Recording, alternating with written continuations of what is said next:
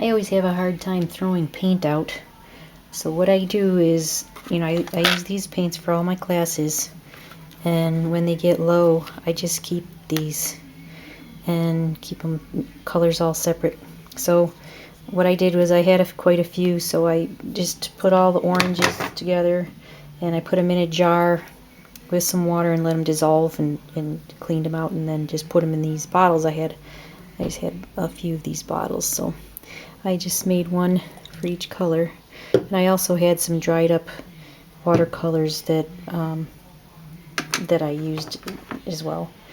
But so what my idea was, and I did this for a memory care facility today, and I had to help most people, but some of them could do this on their own. I had them spray or both, spray and use the brush to get their paper really wet, and then I had cut up an old, it was just a piece of fabric, a sheer curtain, so it's really thin, and the weave is loose, so water goes right through it. So this one's kind of stained from use, but it doesn't matter. I just rinsed them out and they work again. So the paper's wet, and I cut a bunch of that fabric up that was no longer useful, and I cut it up to the size of the paper and put it on there. So for my memory class today, I didn't go too far. I tried to get them to do as much of this as possible.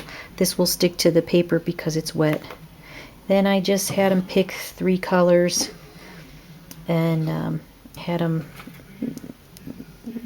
just drip on a few drops. Let me shake it up a little bit.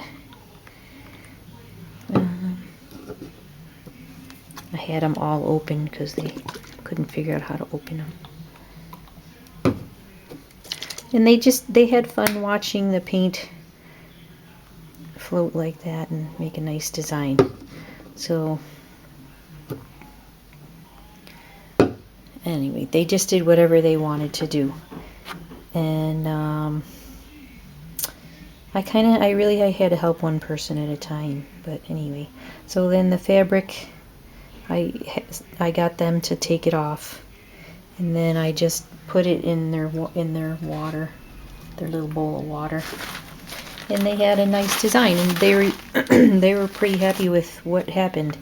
The paint filters through the fabric so that the colors can blend really nicely.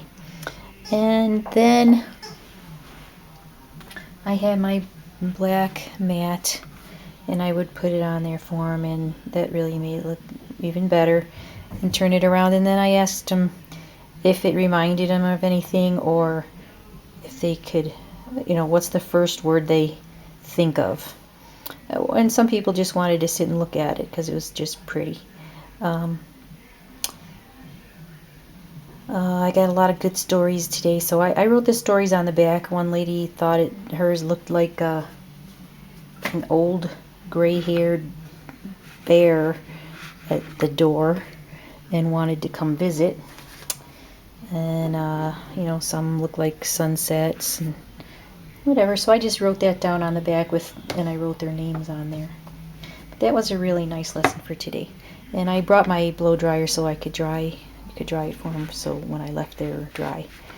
Meanwhile, I think I'm gonna try this also for classes that are not memory care.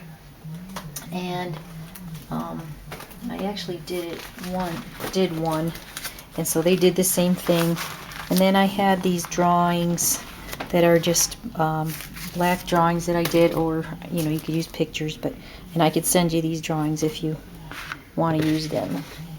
And I just said, maybe something here could just be painted like a silhouette over your dried background, your soft background. So I have a few of them that if you want, I could email you these and you could just print them out. So like I would say that any of these, here's one that I did before. Any of these could be painted over that, and I think it could work. So here are some of the designs. Oops, not that one. Some flowers.